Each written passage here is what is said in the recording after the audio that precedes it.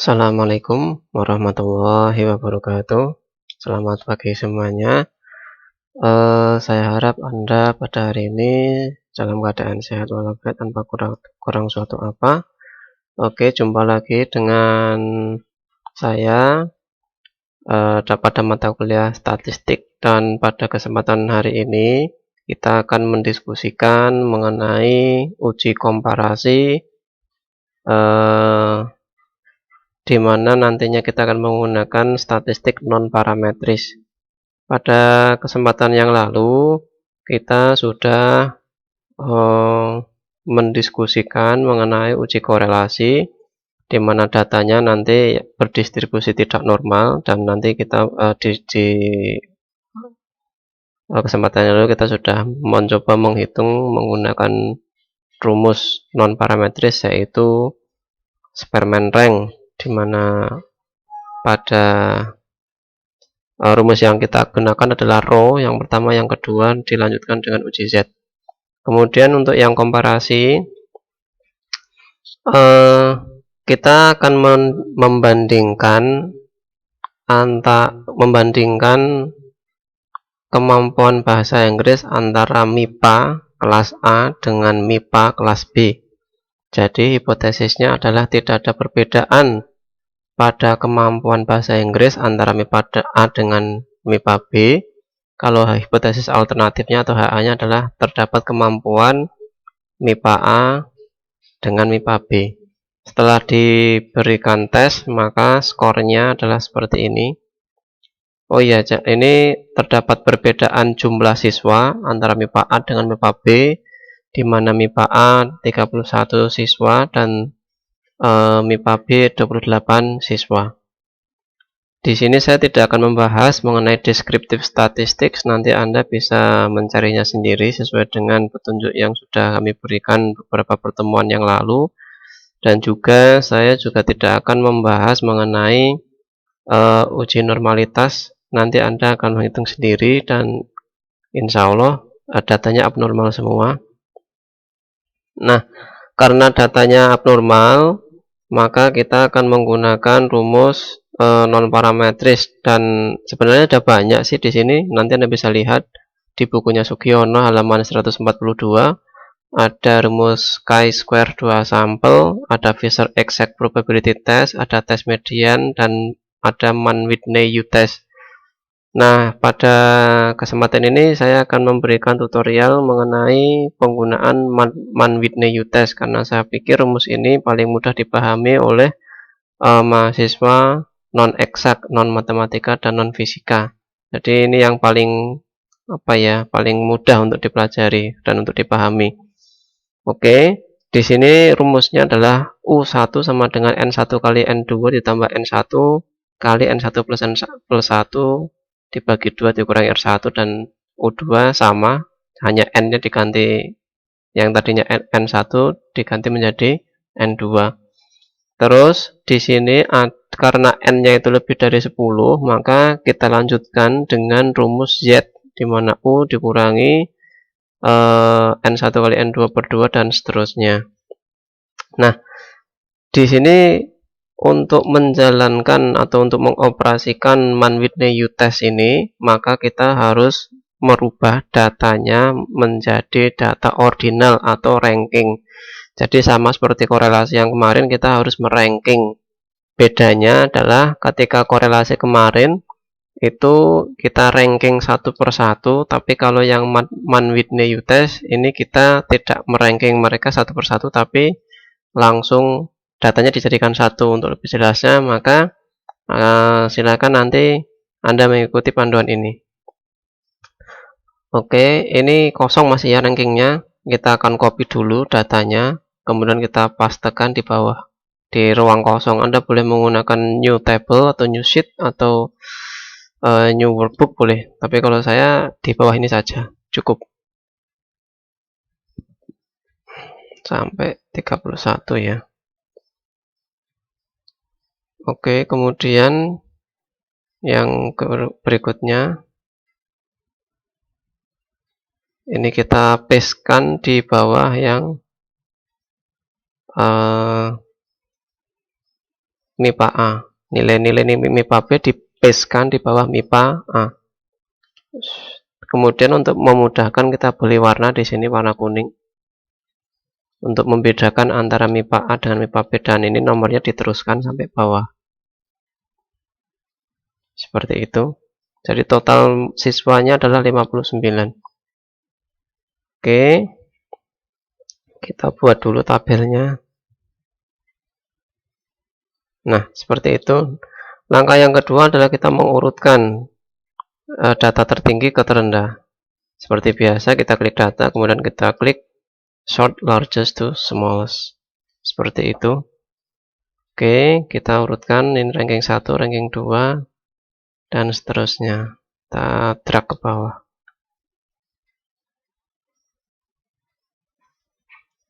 Oke, setelah itu kita cari angka yang sama. Oh, di sini kita ada menemukan ada 7 nilai atau 7 skor 73. Oke, kita mencari rankingnya seperti kemarin di rata-rata. Jadi tidak ada ranking 3, 4, 5, 6 sampai 9. Oke, rata-ratanya adalah ranking 6. Oke, kita sudah dapatkan. Kemudian 70 juga sama. Untuk yang mendapatkan nilai 70 terdapat ada banyak. Ternyata kita rankingnya rata-rata berarti 13. Oke, kemudian 67,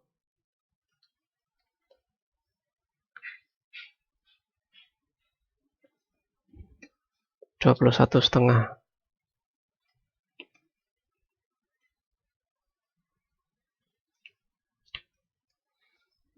Berikutnya 63,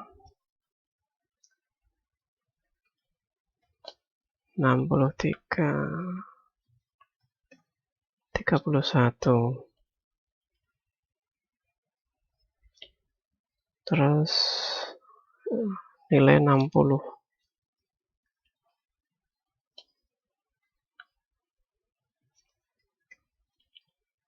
39,5. Untuk membuat perankingan ini Anda perlu berhati-hati jangan sampai kelebihan ataupun kurang ya. Misalkan ngeblok untuk mendapatkan rata-rata ranking untuk nilai 57 sampai dengan yang nilainya 53. Nah, jangan sampai seperti itu. Atau kurang dari 57-nya kurang. Misalkan sampai dengan yang ini toh, itu jangan sampai seperti itu karena nanti hasilnya akan berbeda.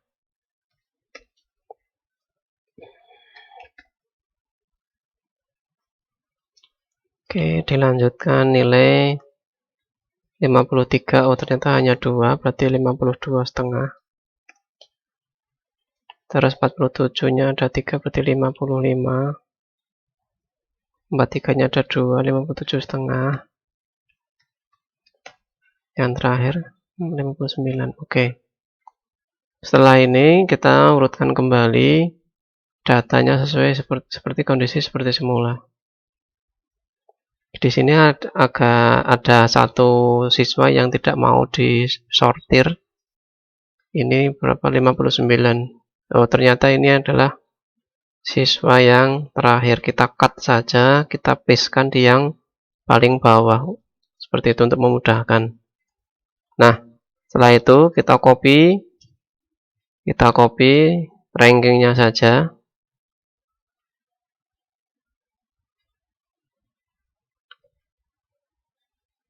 Kita copy rankingnya saja, kemudian kita pastekan di yang untuk untuk MIPA A. Pun sama dengan yang MIPA A, nanti di MIPA B juga kita copy rankingnya saja.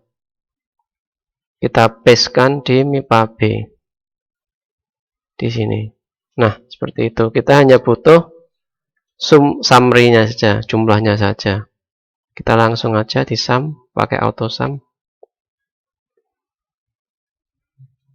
Oke, jumlahnya ternyata untuk MIPA A 1000 sekian dan MIPA B 701 sekian. Maka setelah itu kita langsung bisa mengoperasikan rumus U. Saya bagi dulu ya, saya split dulu untuk melihat rumusnya. Nah, kemudian di sini kita bisa mengoperasikan untuk U1 sama dengan N1 31, N2 nya berapa ya? 28 ya. Sama dengan 31 kali 28 ditambah N1 nya 31 kali N1 plus 1, 31 plus 1, kemudian ini dibagi 2, kemudian dikurangi R1, 295,5. Kemudian ini rumusnya seperti ini, kurang besar ya, saya besarkan. Nah, seperti itu.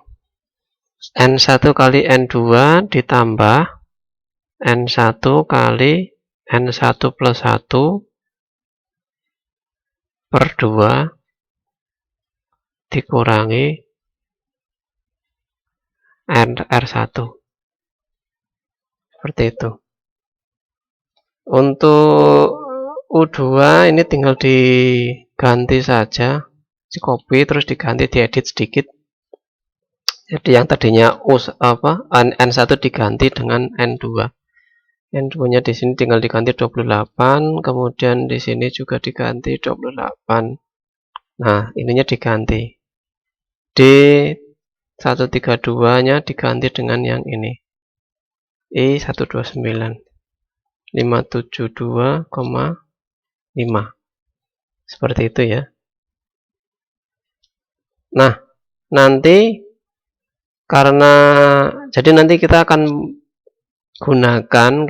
ambil nilai U yang terkecil untuk pengujian Z. Jadi di sini U1 295, U2 572, maka kita ambil U1 karena kita ambil yang terkecil untuk menguji Z. Jadi Z hitungnya sama dengan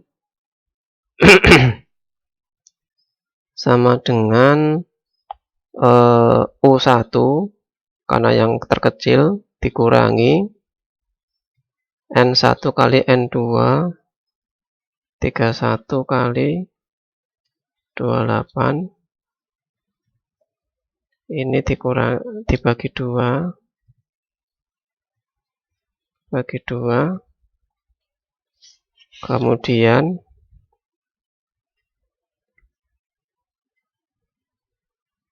dibagi akar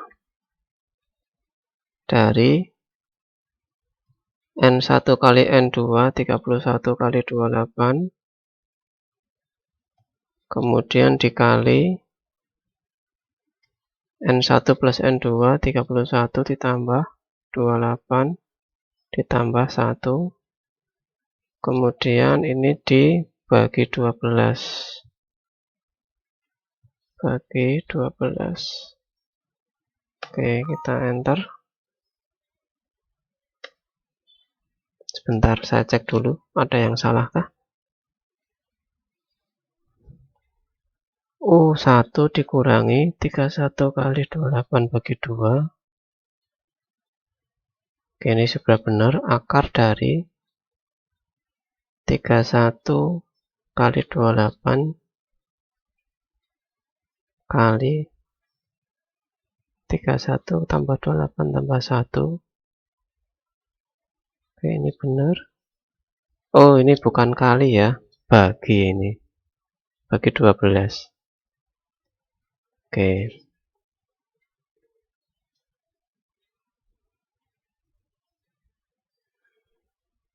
Ya, udah benar, bagi 12. Hasilnya adalah min 2,102. Terus ini karena Z hitung ini harganya mutlak, maka tidak mengenal min, tidak mengenal plus, semuanya adalah bernilai positif. Jadi ini sama dengan min ini. Nah, seperti itu. Untuk Z table 5%, kita akan lihat korelasi berapa kemarin ya. Z table 5%. Kita ambil yang two-tailed test karena ada dua hipotesis 1,96. 1,96.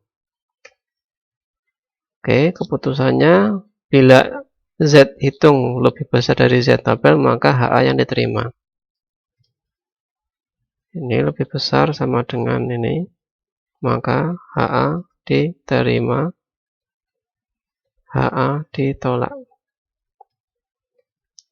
Nah, sudah selesai. Dari sini maka bisa dilihat bahwa hipotesis alternatifnya yang diterima. Kemudian rumusnya artinya apa? Ternyata ada perbedaan yang signifikan pada kemampuan bahasa Inggris antara MIPA A dengan MIPA B, seperti itu. Oke. Nah, kurvanya adalah seperti ini. Min 2,102. Jadi gini. Dalam uji Z itu nanti ini dibagi dua, yang sana 50% nilainya positif, yang sebelah sini ini 50% juga nilainya negatif. Kemudian ini dikurangi, ini kurva batas normalnya adalah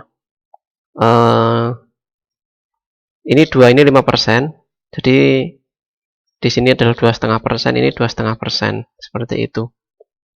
Kalau Anda bingung bisa lihat YouTube-nya yang kemarin ada di korelasi ya. Seperti itu. Jadi kenapa kok dibuat kurva seperti ini? Oke, seperti itu. Untuk komparasi kita akan lanjutkan yang effectiveness 2 kelas. Jadi pada prinsipnya untuk effectiveness 2 kelas itu sama dengan yang komparasi, bedanya adalah nanti Anda membandingkan post test eksperimen dengan post test kontrol. Jadi yang dibandingkan adalah ini. Oke, satu. Yang kedua adalah pada homogeneity test nanti variance, nanti yang dibandingkan atau yang dihitung adalah variance dari pretest. Ingat, pada homogeneity test variance yang dihitung adalah variance pretest, bukan post test. Seperti itu. Jadi datanya nanti ini sama dengan yang rumus komparasi, datanya seperti ini. Ini adalah data post test eksperimen, yang ini adalah data untuk post test kontrol. Nanti cara perankingannya sama dengan yang komparasi, penghitungan nilai U juga sama, penghitungan nilai Z juga sama, rumusnya sama rumusnya. Jadi nanti ini sama persis dengan yang komparasi, bedanya kalau komparasi itu kita membandingkan satu hal tertentu, misalkan prestasi bahasa Inggris antara kedua grup atau kedua kelompok, misalkan MIPA A dengan MIPA B. Kalau yang effectiveness 2 kelas ini sebenarnya sama, bedanya ada pretest dan ada post test. Kalau yang komparasi enggak, hanya ada satu tes saja, seperti itu. Jadi Anda nanti membuat satu tes, kemudian diujikan pada kedua kelompok siswa MIPA A dan MIPA B misalkan, kemudian hasilnya langsung dibandingkan. Kemudian kalau effectiveness 2 kelas, nanti Anda membuat pretest untuk menguji apakah mereka mempunyai kemampuan yang sama atau tidak. Kemudian yang grup eksperimen diajar dengan menggunakan metode ataupun media tertentu yang akan Anda uji efektivitasnya, dan sebagai pembandingnya adalah grup kontrol yang diajar dengan menggunakan media atau metode yang biasa digunakan oleh guru. Misalkan untuk eksperimen nanti Anda menggunakan misalkan debate untuk speaking, dan untuk yang MIPA A ya sebagai kelompok eksperimen. Kemudian yang untuk MIPA B sebagai kelompok kontrol, Anda menggunakan metode ceramah atau speech seperti biasa yang diajarkan oleh guru tersebut. Itu intinya. Jadi Anda membandingkan kelas yang diajar dengan menggunakan metode X atau metode tertentu, misalkan metode debate, dibandingkan dengan kelompok yang diajar dengan menggunakan metode biasa atau metode speech dalam hal ini. Nanti hasilnya seperti apa? Oke, seperti itu. Nah, ini tidak akan saya bahas, nanti Anda tinggal mengerjakan lagi. Nah, kemudian kita yang terakhir akan mengerjakan untuk yang effectiveness satu kelas. Seperti itu. Ini sedikit berbeda dengan yang korelasi, komparasi, dan juga effectiveness dua kelas. Kalau yang effectiveness satu kelas, nanti Anda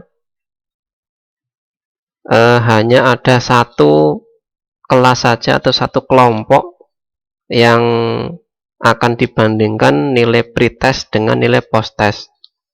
Kalau effectiveness dua kelas nanti membandingkan antara post-test eksperimen dengan post-test kontrol. Kalau yang effectiveness satu kelas, karena ini hanya satu kelas saja, jadi Anda hanya punya satu kelas eksperimen saja. Jadi yang dibandingkan adalah sebelum diajar dengan menggunakan metode tertentu dan sesudah diajar dengan menggunakan metode atau media tertentu. Dalam ini contohnya effectiveness of using time token in teaching speaking at the 10th grade of SMK YPI Samanggali Purworejo, ini misalkan seperti itu. Jadi apakah nanti penggunaan time token ini efektif enggak untuk mengajar speaking pada kelas 10 SMK YPE? Nah, ini hanya dibandingkan antara sebelum diajar dengan sesudah diajar, seperti itu. Saya tidak akan membahas tentang deskriptif statistik dan juga normality test karena sudah dihitung sebelumnya dan hasilnya ternyata abnormal. Kemudian yang berikutnya kita akan langsung ke uji Z di sini. Jadi nanti kita sebelumnya ada banyak cara untuk menghitung uji non parametris untuk yang effectiveness satu kelas ini. Tapi saya nanti di sini menggunakan Wilcoxon match pair test karena data tidak bersifat normal ya. Namanya Wilcoxon match pair test. Ini ada di bukunya Sugiono halaman 136 rumusnya. Sebelumnya kita menggunakan tabel penolong dulu. Ini ada D itu diferensial atau perbedaan. Nanti rumusnya adalah pretest dikurangi posttest. Jadi pasti ada nilai minnya. Kita seperti ini. Kemudian di sini ada rank. Nah, untuk rank sendiri ini kita harus mencari rankingnya dulu.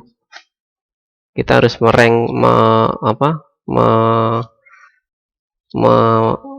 rankingnya dulu. Jadi ini sama prinsipnya menggunakan data berjenis ordinal atau ranking sama. Kita cari dulu ya. Kita copy. Sebenarnya ada dua ini dengan cara SPSS, nanti akan saya ajarkan belakangan. Seperti itu. Oke, sebentar. Oke, kita lanjutkan. Sebelumnya mohon maaf, ternyata ada sedikit kesalahan. Ini bukan pretest dikurangi posttest, tapi ternyata posttest dikurangi pretest. 103 dikurangi pretest ini. Oh ya. Oke. Sudah. Kemudian yang berikutnya kita akan membuat ranking. Kita akan meranking. Jadi yang di ranking bukan datanya tapi D-nya ini atau perbedaannya ini. Kita akan buat rankingnya dulu. Oke, kemudian data D-nya kita copy. Kita pastekan di sini. Oh, nggak bisa ya ternyata ya. Oke, kalau nggak bisa kita akan kopikan dulu di Word supaya bisa. Kita kopikan dulu di Word. Kita pastekan dulu di Word. Kita pastekan di sini. Kemudian ini di blok, di copy lagi, klik kanan, copy. Baru kita pastekan di sini. Nah, seperti itu. Nah, dari sini maka kita lanjutnya adalah kita akan mencari rankingnya. Kita sort dulu. Sebentar saya buatkan tabelnya untuk nanti perankingan. Oke, kita langsung sort dari data terbesar ke data terkecil. Oke, kita langsung ranking di sini ya. Kita ranking.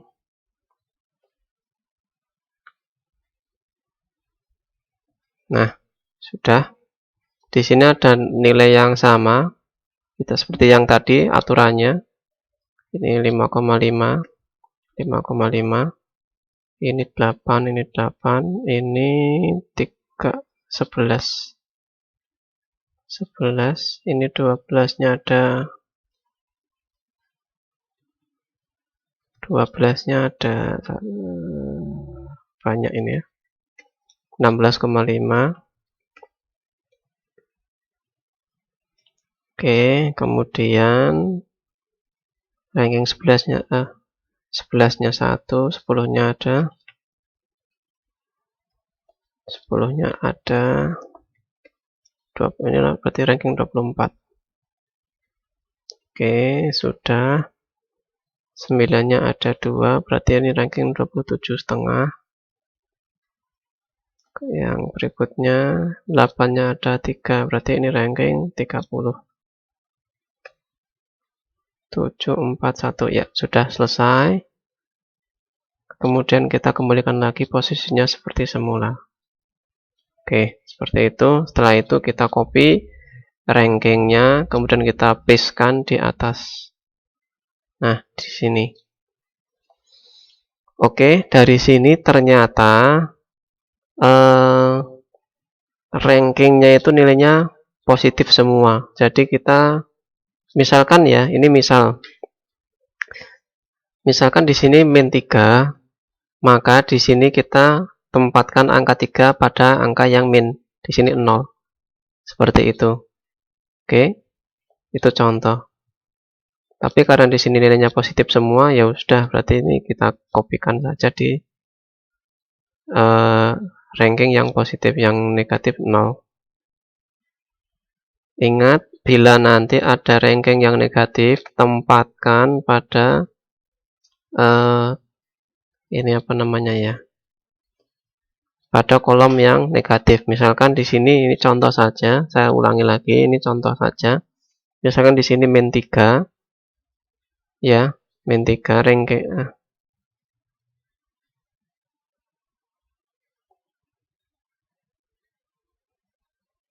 ya, D-nya misalkan di sini, aduh, nggak bisa ya. Sulit ya, kalau jenengan mau lihat lebih detail untuk yang ada min dan plusnya bisa dilihat di Sugiono saja ya. Ini kebetulan nilainya positif semua. Kemudian ini kita total. Kita total.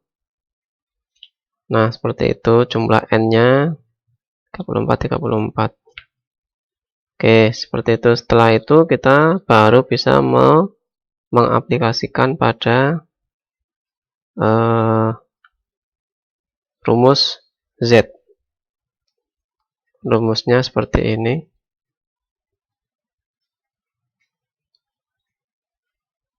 Rumusnya seperti ini. Kemudian kita cari dulu. Tadi berapa ya? Sebentar, tak lihat dulu angkanya. Oh, ini kelihatan. Jadi Z sama dengan, ini kita bagi 2 saja karena agak jelimet. Jadi ada perhitungan atas dan juga ada perhitungan bawah. T sama dengan T dikurangi N kali N, N-nya 34, dikali 34 plus 1, kemudian dibagi 4. Dibagi 4. Ya, ini sudah. Ada ini hasilnya 27,5, 297,5.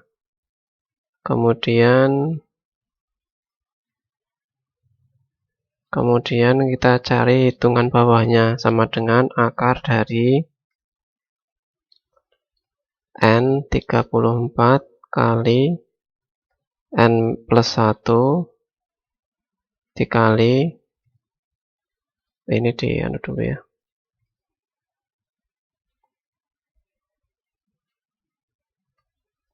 Oke, kemudian dikali 2 kali N 2 kali 34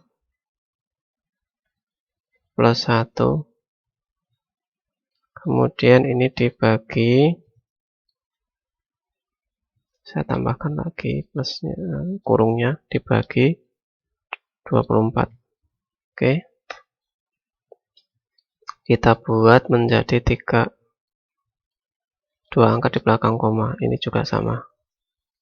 Nah, kemudian Z hitungnya tinggal dibagi saja, hitungan atas dibagi hitungan bawah. Oke, sudah. Kemudian ini harga mutlak, di mana tidak ada harga min dan tidak ada nilai plus.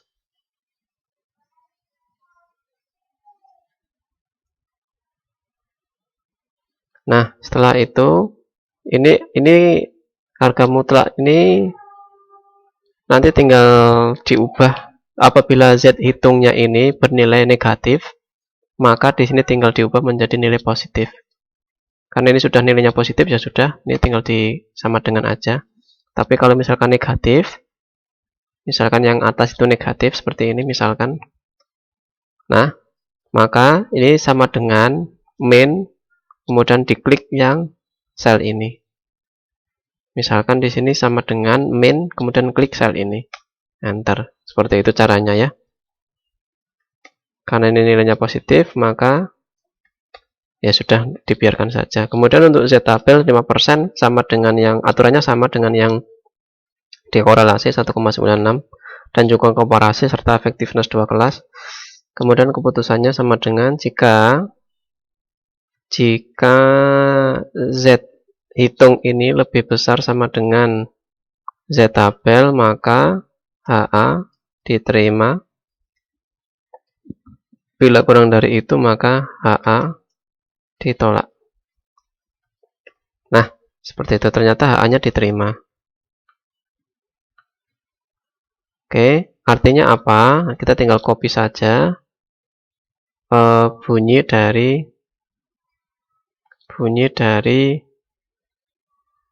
HA di sini. Nah, seperti itu. Ternyata menggunakan time tokennya ini efektif untuk mengajar speaking. Seperti itu. Dan perlu Anda ingat bahwa tidak semua penelitian hipotesis alternatifnya diterima. Misalkan tidak semua effectiveness itu, tidak semua apa yang Anda teliti itu penggunaan media ataupun metodenya itu efektif.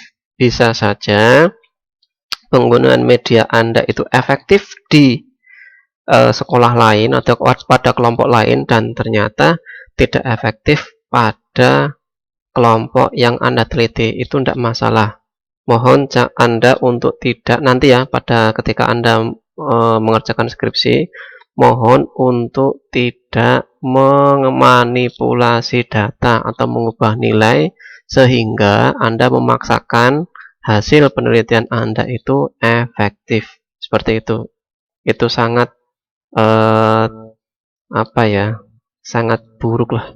Jangan seperti itu. Sama saja Anda melakukan pembohongan. Seperti itu, nanti Anda akan ditiru oleh adik kelas Anda dan ya mohon maaf nanti dosanya juga masih semakin banyak. Seperti itu. Anda cukup data apa adanya, pengolahannya seperti ini sudah saya ajarkan, baik yang menggunakan rumus statistik parametris maupun statistik non parametris, tinggal diikuti saja. Insya Allah akan lebih mudah kok. Kemudian untuk kurvanya ini 5,086. Kemudian di sini juga sama 5,086. Seperti itu. Oke, itu saja yang dapat saya sampaikan hari ini. Pada pertemuan yang mendatang kita akan mulai mendiskusikan mengenai cara pengolahan data dengan menggunakan SPSS. Nanti akan saya share dulu apa namanya, programnya, atau saya menggunakan SPSS 16. Kalau Anda mempunyai SPSS dengan seri yang lebih tinggi 17 sampai dengan 25, 26 yang terbaru, itu bisa saja sama saja prinsipnya, tapi laptop saya ini hanya mampu untuk diinstal aplikasi SPSS yang 16 karena sudah yaitu SPSS yang sedengan, tidak terlalu tinggi, tidak terlalu rendah. Namun apabila Anda sudah menggunakan Windows 10, mungkin tidak terlalu cocok diinstal di laptop Anda. Silakan nanti Anda mencari aplikasi SPSS, program SPSS yang lebih baru, yang kompatibel atau yang cocok dengan Windows 10. Seperti itu. Terima kasih. Wassalamualaikum warahmatullahi wabarakatuh.